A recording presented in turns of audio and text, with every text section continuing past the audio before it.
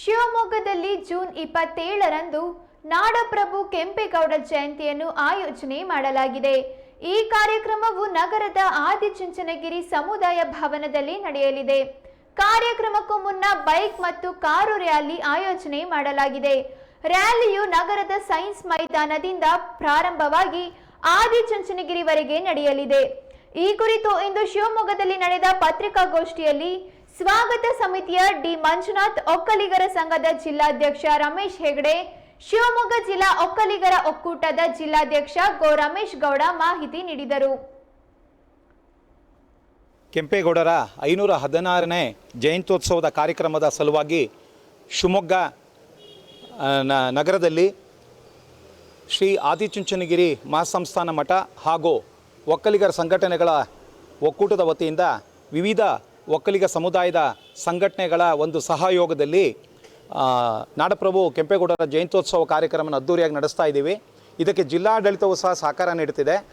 ಏನು 27ನೇ ತಾರೀಕು ಬೆಳಗ್ಗೆ 9:30 ಗಂಟೆಗೆ ಮಹಾವೀರ ವೃತ್ತದಲ್ಲಿ ಏನು ಶಿವಮೊಗ್ಗ ಜಿಲ್ಲಾ ಒಕ್ಕಲಿಗರ ಯುವ ವೇದಿಕೆ ವತಿಯಿಂದ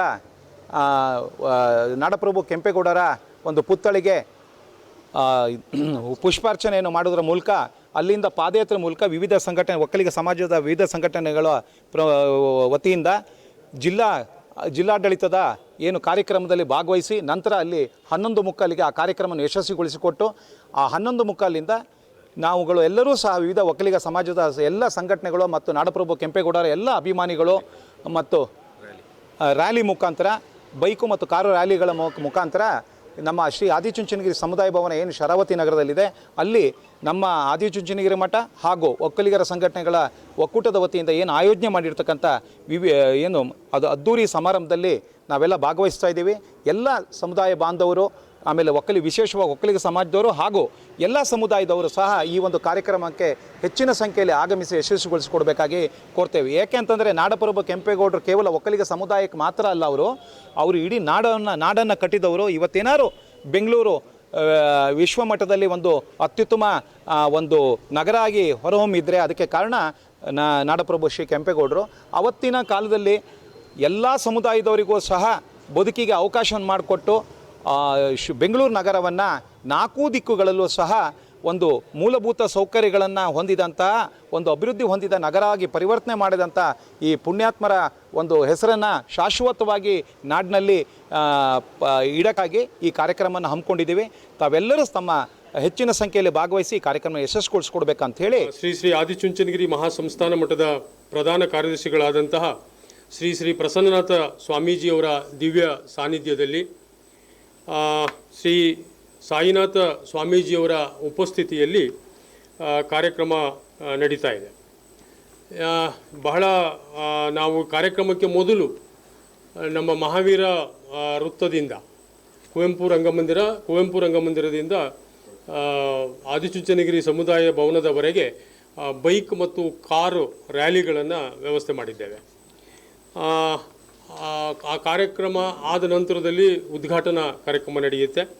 ಅದಾದ ನಂತರದಲ್ಲಿ SSLC, PUC ಮತ್ತು ಕುವೆಂಪು ವಿಶ್ವವಿದ್ಯಾನಿಲಯ ಹಾಗೆ ಇಂಜಿನಿಯರಿಂಗ್, ಮೆಡಿಕಲ್ ಕಾಲೇಜುಗಳ ಅಲ್ಲಿ ಅತಿ ಹೆಚ್ಚು ಅಂಕ ಪಡೆದಂತಹ ಪ್ರತಿಭಾವಂತ ವಿದ್ಯಾರ್ಥಿಗಳನ್ನು ಸನ್ಮಾನಿಸುವಂಥ ಒಂದು ಕಾರ್ಯಕ್ರಮವನ್ನು ವ್ಯವಸ್ಥೆ ಮಾಡಿದ್ದೇವೆ.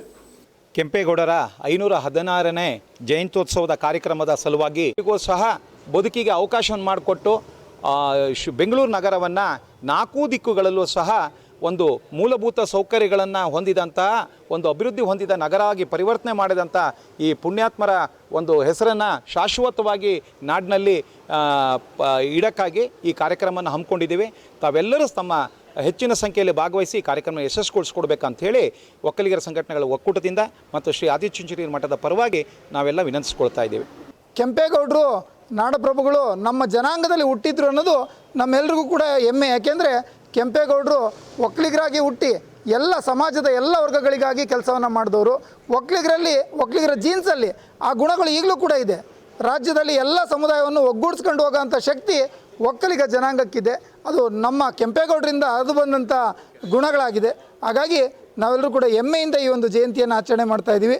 ತಾವೆಲ್ಲರೂ ಕೂಡ ಹೆಚ್ಚಿನ ಸಂಖ್ಯೆಯಲ್ಲಿ ಈ ಕಾರ್ಯಕ್ರಮಕ್ಕೆ ಬಂದು ಎಲ್ಲ ಜಾತ್ಯತೀತವಾಗಿ ಎಲ್ಲರೂ ಕೂಡ ಈ ಒಂದು ಕಾರ್ಯಕ್ರಮದಲ್ಲಿ ಭಾಗವಹಿಸಬೇಕು ಅಂತೇಳಿ ಶಿವಮೊಗ್ಗ ಜಿಲ್ಲಾ ಒಕ್ಕಲಿಗರ ಒಕ್ಕೂಟದ ಪರವಾಗಿ ನಾನು ಕೇಳ್ಕೊಳ್ತಾ ಇದ್ದೀನಿ.